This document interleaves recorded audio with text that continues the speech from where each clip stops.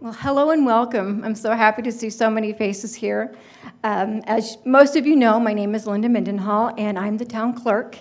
I'm happy to be here to talk to you about elections because elections is one of my favorite duties in my role as town clerk. But I want to start out with a little bit of background about the office. The town clerk's overall duties and responsibilities are provided for in state statute and also in our Fountain Hills Town Code.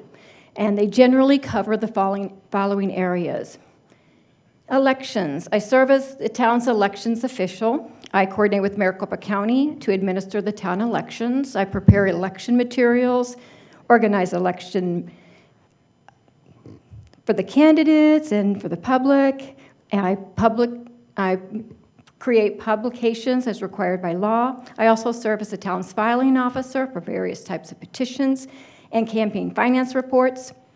Town council meeting management. What that encompasses is the agenda preparation, publishing of all town council meeting, and preparing and reviewing the town council minutes and preparing those for consideration at a subsequent meeting for approval. I facilitate and attend all council meetings. Records management. The heart of the organization is an organization's records. So what I do is I manage and maintain those records from creation through their whole life cycle. I coordinate the codification of the town ordinances, ensuring that the local laws are up to date and accessible to the public. I ensure compliance with the public publishing and posting requirements, as well as being the keeper of the town seal. And then lastly, boards, commissions, and committees. And if we do recruitments twice a year, so if that's something you're interested in, please let me know. We are always looking for people to serve. Shameless plug, I know. Next, we have elections information. These are some important key dates. The first day to install political signs in the right-of-way is May 20th. That's just around the corner. The last day to file as a write-in candidate is June 20th. The last day to register to vote in the primary is July 1st. The primary election is on July 30th. And then if needed, the general election is on November 5th. And just as a side note, political signs must be removed by August 14th unless we do have candidates running in a runoff in the general election, and those candidates' political signs can remain until November 20th. But John Wesley will speak more to you about political signs.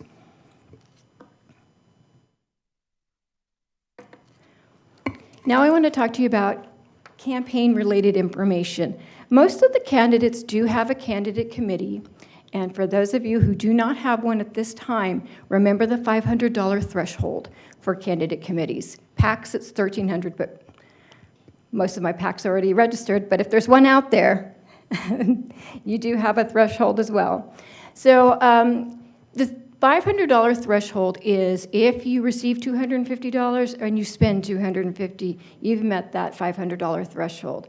And let's say maybe you haven't even started collecting money, but once you reach that point, you have 10 days to file a statement of organization with me. And so contact me if you're interested in that, and so we can get you on the reporting schedule. And that brings me to campaign finance reports.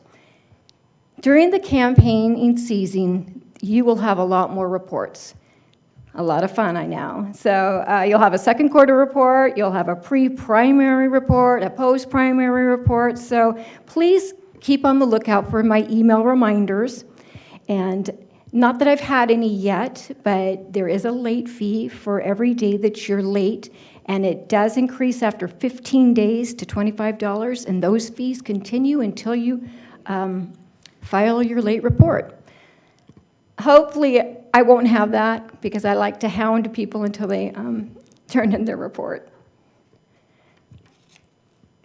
Candidate communications. This is important. As you'll recall, at least my candidates will recall this, we sent an email out back in January, and we want to maintain that same communication plan. Even after these meetings, if you have elections-related questions, please send them to me so that I can disseminate them to all candidates. It's going to be very important now because we don't want the town is like Switzerland. We don't want to, we want to remain neutral, and so we want to make sure that everyone's getting the same information. And so even though we're having these meetings, that doesn't mean you're not going to have questions. So please continue to send those to me, and we'll keep with our communications plan. Also, I'm going to be receiving emails. I've received a couple already for some of the candidates, and I will forward those on to you as a service. What you do with them is up to you. But what I hope to have is information about the candidates. And so back in 2020, when I first started, I received a lot of questions during that election cycle about the candidates. And so what I'd like to do is have a little information about the candidates on my website. How that will happen is still in the progress, because what I need to know is how many of the candidates who are here have a website or a social media page. Raise your hand. Raise your hand. Okay. All right. If I don't have 100%, because not all the candidates are here, if not 100% have that, then we'll go another route. But I do want to have some sort of information. Maybe it's just using the really good article that the Independent put out on the candidates. But I think it's important to make sure that we have some kind of resources. Even though we're not trying to promote the election or promote any particular candidates, we want to provide information so that our residents can be informed voters. That's very important to me. As you are engaging with the residents during your campaign, if you plan on using any kind of campaign materials, flyers, and things of that nature, John Wesley's going to give you a little more details on that, and so how you can do it in pursuant to town code. There's also a Fountain Hills Cultural and Civic Association, along with the Fountain Hills Chamber of Commerce. They're going to be hosting a candidate forum for both the candidates and the mayor seats. This is another opportunity for you to get your message out. So I am encouraging everybody to try and attend. And then lastly, the community center will be an election day vote center. We won't be open for 27 days prior to the election for the early voting, but I want to remind you about the 75-foot rule limit. This means that electioneering is prohibited within the 75 feet of the center. However, if you yourself are voting or you have a non-election related activity that you're doing at the community center, you can go in there. Just don't talk about elections for that time period, but once you get out and about and are past the 75-foot limit, you can continue your electioneering. Okay. Also, the town won't accept donations on behalf of candidates. We did actually have someone who, a resident came in and wanted to donate to somebody's campaign, so we won't do that. So when you're talking to the people and accepting donations, tell them where they can go and make their donations. All right, the fun part, the election results. So for this election, people always want to know what the calculation is for the threshold, which depends on whether or not we have a general election. So we have 3 candidates for mayor, 8 candidates for council, and so what I'm going to use, or what I have up on there, is what I used in 2022. So you take, which is the total number of votes cast, which was 10,839, and this is for council. You divide it by the number of seats available, and that was 3,613. You take that number, and then you divide it by 2, and you get 1,806. And then you take the 1,806 and round up plus 1, and you get 1,807. That's the threshold you need to meet in order to be elected. And so you're probably thinking, what if everybody gets over 1,800? We'll just take the top 3 vote getters. Let's say only one person makes the 1,807, then we will have a runoff. I would suppose most people are going to get over 1,807. And then this calculation also is the same for the mayor, except for in the first bullet where it says 3 seats, there's only 1 seat, so it would remain 10,839. Then you would take that and divide it by 2, and you get 5,419 and add 1, so you have a total of 5,420. So now this is based on last year's or last election cycle's numbers. And so the voter participation rate in 2022 is 60.52%. And so I'm asking you, as you're engaging with residents, please encourage them to participate in voting, because I would like to see a higher percentage than that, because we still have room to grow. We have 17,907 people registered to vote here, residents who could be voting. So let's get them out there and get them voting. So that's your homework. That's your assignment. But also, if you're out and about and there's people who aren't registered to vote, remember the deadline of July 1st. Yes. Just to confirm, the number that you're using, the 10,839, is based on, it's the number of total votes cast. Cast, So in this election, that number will be different. Right. Whatever number, total Right. number of electors. Right, and once, correct, and once we get those numbers in, then we'll use those numbers to do our calculation. So I would say that we do generally run around 60% voter turnout, and so you're looking pretty close to the same, but I'm hoping that we increase participation by 10%. So we'll see. Anyway, what happens next? Okay, let's say after the election, there are certain responsibilities we have. We are required by law to canvass the official results. And so we will do that official canvassing on August 19th. It was supposed to be on a regularly scheduled meeting of August 20th, but since the primary date changed, that changed the due date. And so the last day to canvass is on the 19th, so we moved our date up a day earlier. And this is a formality, but it's required by state law. But if you're one of the people who wins, you don't need to be in attendance, but you're welcome to attend. It's not mandatory, but most people like to be there. And then on December 3rd, we'll have an outgoing reception to honor those town council members leaving their office.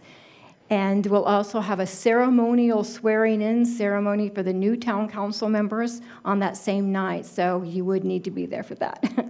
We encourage you and invite your family and friends to the ceremony to witness the event. Now, as I said, this is ceremonial swearing-in.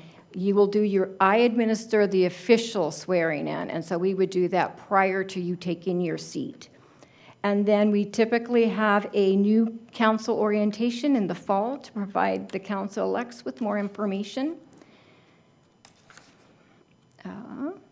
Any questions? Okay, well, I want to give you a quick note.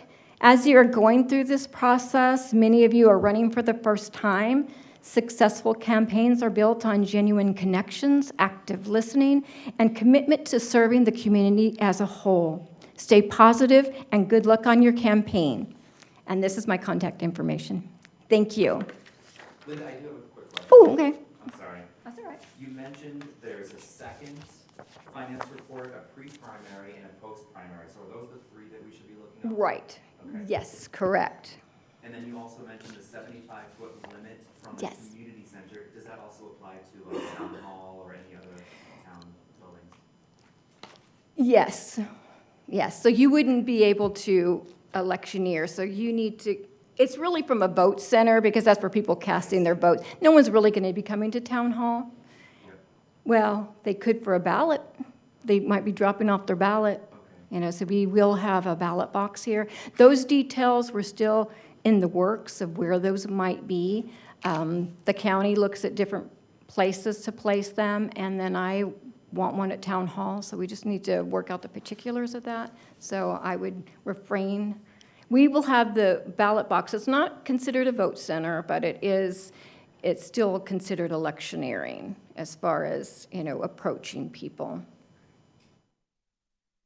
Any further questions? Matthew? I'm assuming that includes paraphernalia, buttons, hats, shirts, that's also the same. Right, exactly. So if you're wearing your button, you can remove it when you go in to cast your vote, because you might be there casting your vote on Election Day. Some people wait to the last day. I hope to see everybody there on election day because I like to see you out there. I like to see the candidates. It's just very festive. And our PACs, of course, you know, because they can be out there the same day too. A point of clarification, just for Yes. that, is, to your question, you actually made my brain lit up. Point of clarification is this is applicable on election. Day, correct. So during, Correct. yeah, prior to, so again, so yes, you can wear your sticker in your button Right. and your hat. Right. Other times, the Right. community center is a hub for a lot of things. It hosts a lot, you know, it hosts the Democrat Club, it hosts the Republican Club. So it's not unheard of for people to wear their items, and we don't police that. Yeah. We just, no signage, no things like that. So just for a point of clarification, because we've had that question by a couple of people actually already. So thanks for bringing that up. All right. The other piece I wanted to talk about, Linda mentioned communications, Mhm. and we can talk about this a little bit more.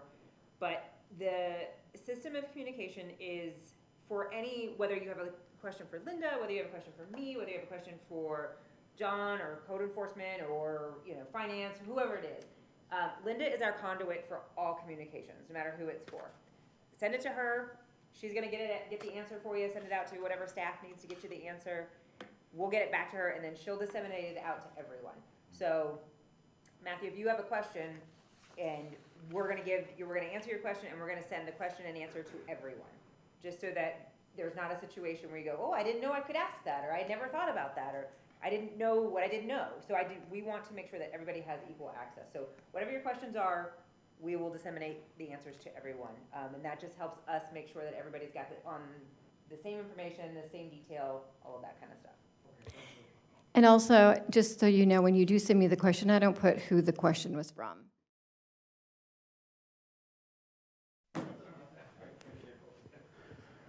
Good afternoon.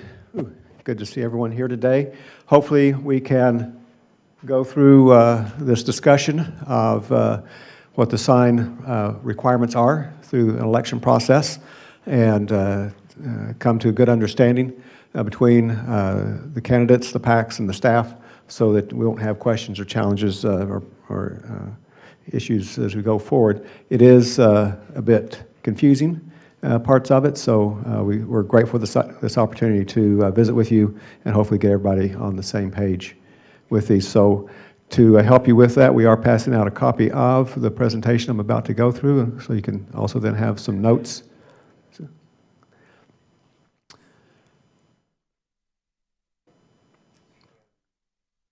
Jody, one more up front here.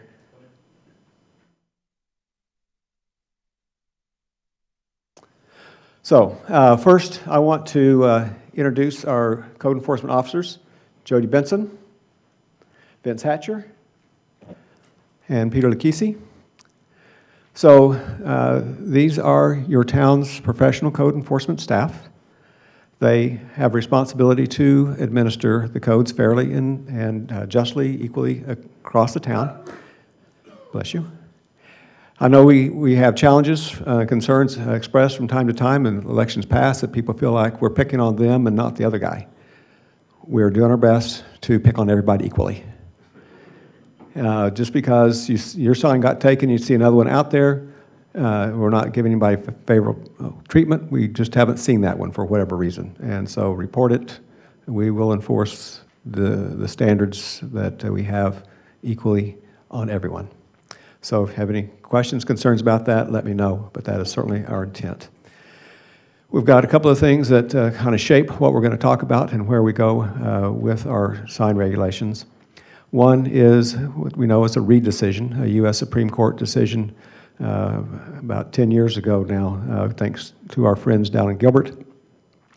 Basically, all of our sign regulations have to be content neutral. We regulate time, place, manner, material, those types of things. We don't regulate content.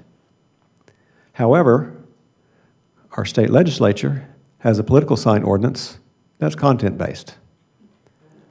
And so it's a challenge always to try to meld those two together as we go forward and help you all effectively communicate your campaign to folks while not getting out of line with what the Supreme Court has said and what our state statute said.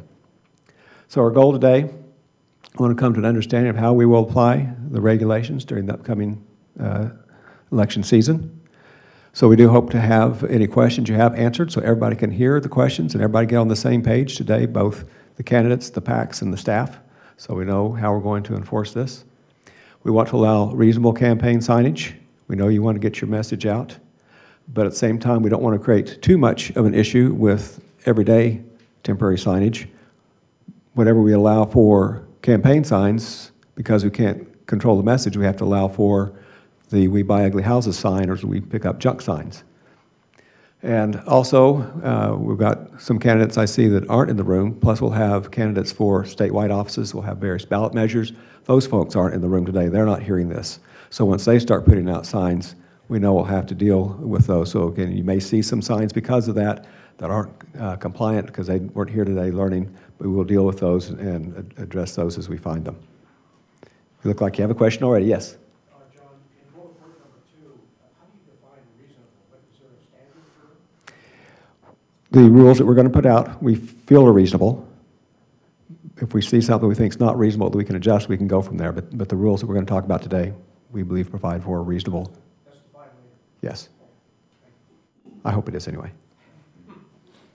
So we want to start with this. We're going to start first by talking about the town sign code and what it allows just any day for temporary signage. And starting with looking at residential property. So typically if you're going to have a sign on your property, it's going to be in the front yard, the area in green. And then we have the area in blue, that is the public right-of-way in front of your property. Typically that's someplace between 8 and 12 feet. Can vary a little bit more or less than that, but that's what it is typically. So signs that are, we'll talk about this a little bit more later, but if it looks to us like it's a good 8 to 10 feet back from the curb, we're going to assume it's on your private property, out of the right-of-way. We're not going to take measures. We're not going to go pull plats and see exactly where the right-of-way is. If it looks like the clear intent was to be out of the right-of-way, we'll accept it as such. But do know there is that right-of-way area along the front, and the rules in that right-of-way are different than on the private property. We have some places in town where you have double frontages. You have streets on two sides, so you can have a right-of-way on both sides, and then your private property in the middle. The fact that you have two frontages doesn't increase the amount of private signage you get. You still get signage based on your lot for your private signage, but it could increase the amount of right-of-way signage you have, yes. When you say the curb, the 8 to 12 feet, is that from the blacktop? If you have a sidewalk, so it's from the blacktop? Right, it's from the curb or edge of the pavement. Yeah. So again, temporary signs on the private property and residential. Anytime, anybody can have one flagpole. You can have two flags on that flagpole. We don't control the message of the flag. You can say anything you want it to say. In residential, that's up to 24 square foot size flag. On private property, you can have one post and board sign per street front. 5 feet tall, 6 square feet. Post and board signs are allowed in the right-of-way. You can have those anytime. We don't control the message that's on the sign.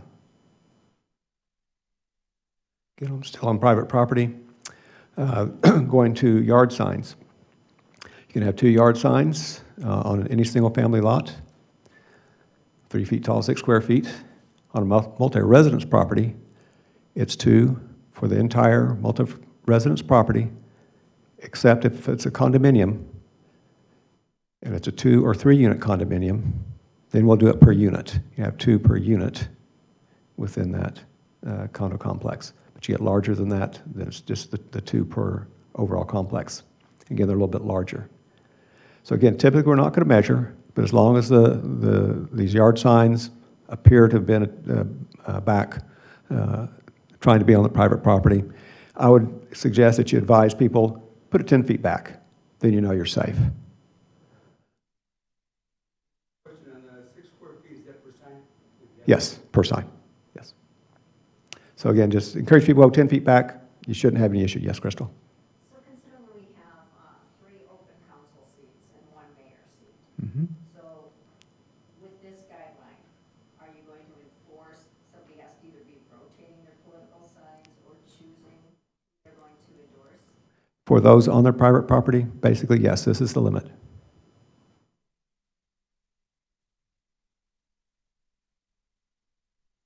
For non-residential property, to get into commercial, there you can't have A-frames.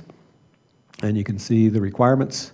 If you do put them in the right-of-way, it's sunrise to sunset, allowed on shade only in commercial areas. Banner signs. So there's the allowance on banner signs for commercial properties. These are per business. So up to 30 days, banner signs do require a permit.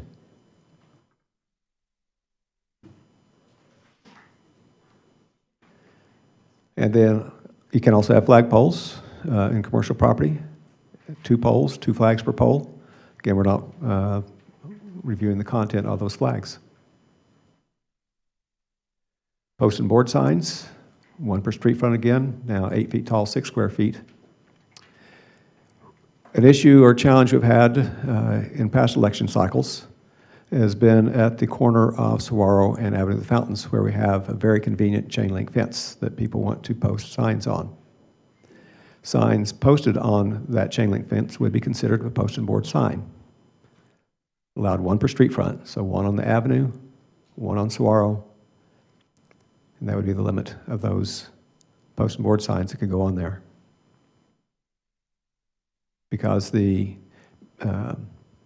fence is right at the property line and you're in a sign-free zone, any yard signs that would try to go between the fence and the curb basically would have to follow the rules for the directional signs we'll talk about later, potentially. So then the yard signs are allowed 1 per business. Again, they can go anytime. They can go in the right-of-way, but not on Shea. So those are the, yes? This is currently now, this is not waiting till May 20th. That's right. These are the rules today.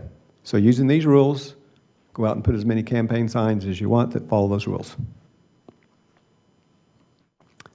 So moving then to the state statute allowance. As Linda mentioned, beginning May 20th, you can put signs out as allowed by state statute in residential areas. That's a sign up to 16 square feet. In all other areas, it's 32 square feet. So any place between the curb and about 10 feet back, we'll assume that's been placed in the right-of-way. And as long as it meets those size limits, go for it, starting May 20th. So exceptions. You can go in the right-of-way, again, up to 10 feet from the curb, except not in sign-free zones. We'll see that map here again in just a minute. Not in any medians, whether that's a middle-of-the-road median or the side road medians, not in any medians. And you can't obstruct any site visibility triangle, so don't block anybody's view getting out of a driveway or trying to make a turning movement at a corner. As Linda talked about, within 15 days following election, then the signs have to be removed. So that's 15 days from the primary. If you don't move on to the general, but if there is a general election, you can keep them up through a general election, but 15 days after that general election. So here's the map of the sign-free zone. Got a very small one in the handout we just gave you. It's also available online, so you can go there to see it and continue to review it. But you can see it's all the major roadways in town, as well as the downtown area and major parks. So you may not put the signs that the state statute allows within these rights-of-ways or in these areas.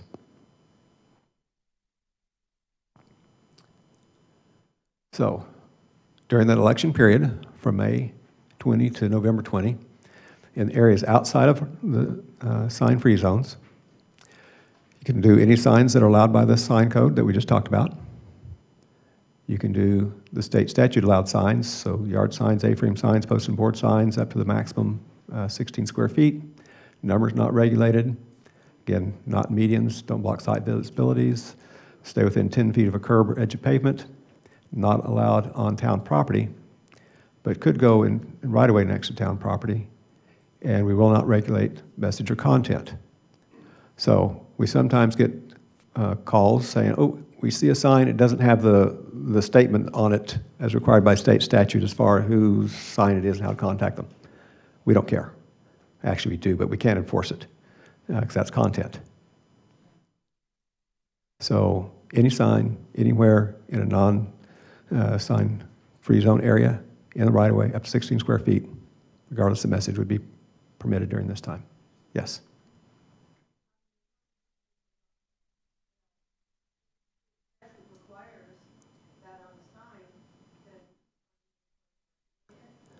No.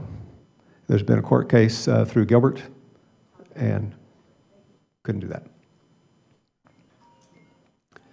So we're going to go to one more portion of the town code, and this is the one that gets the trickiest, and that is with regard to residential directional signs that are allowed currently in the town code, put in here primarily for open house signs and yard sales, that type of thing. Yes? One more follow-up question. Yes. John. As far as sign violations or perceived sign violations, is there a return policy if that statement is on the sign? For example, joesmith.com,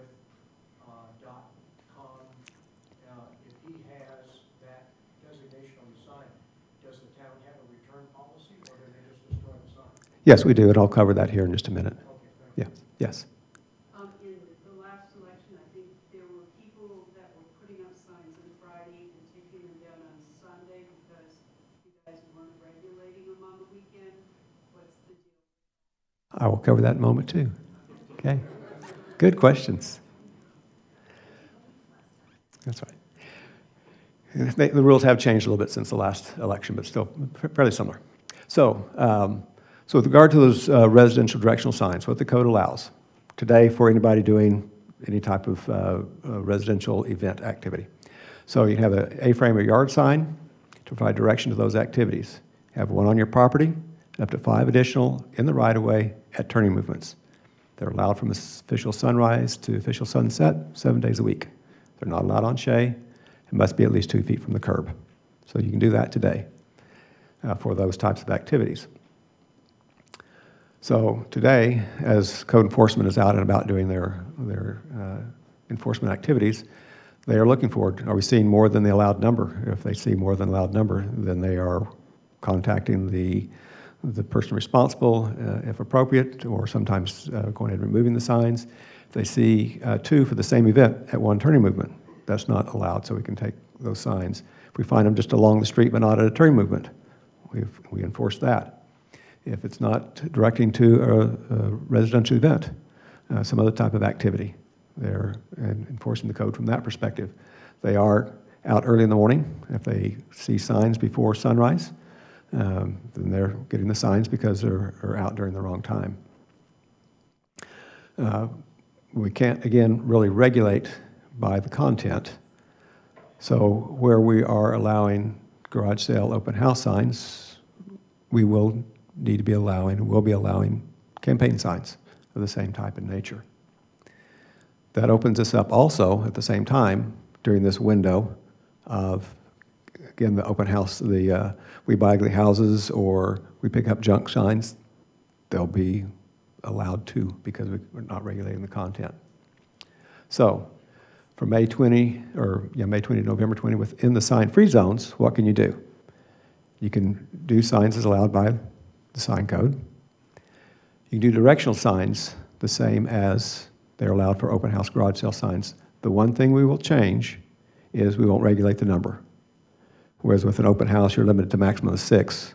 We're not going to limit a candidate to 6 or a pack to 6. You can have whatever number you can put out in the morning and pick up at night at the, following the criteria. 2 feet from the curb, at turning movements, no more than 1 per turn, that type of thing is listed. So the enforcement procedures for those signs allowed by state statute, if these are the provisions that are in the statute, if it's an emergency, you've blocked site visibility, people can't see, it's unsafe, then we're going to immediately relocate or remove the sign and notify the candidate. If it's not an emergency, just somehow inappropriate per the code, then we'll notify the candidate and give them 24 hours. And if they haven't taken care of it, then we'll take care of it. But we won't destroy those signs. We'll give the candidate the opportunity to pick them up. And then for those signs and then other signs per our town code, we'll follow our standard policy that we have for any other signs that we find in violation. As necessary, we'll remove them, notify people whose sign it is of the next pickup time, and our pickup times are the second and fourth Tuesdays from 9 to 11 a.m. You'll need an appointment so that we can have the sign available when you show up, and we can give you back your sign. Any questions on any of that?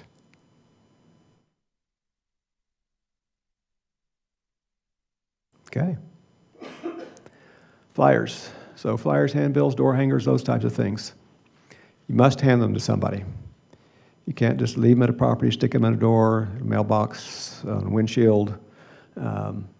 You've got to hand them to somebody. And don't attach them to street signs or other objects like that that the town has in the right-of-way.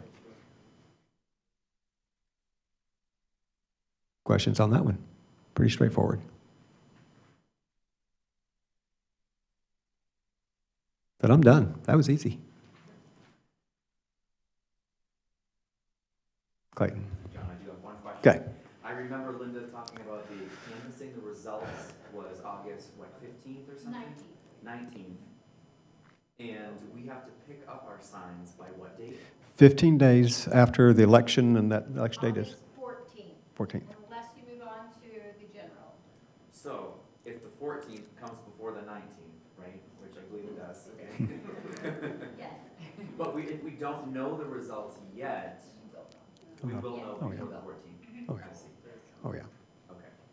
They'll call the election, typically, they have the votes in probably within a week or so. I mean, we'll pretty much know who the winners are at that time, maybe a week to 2 weeks.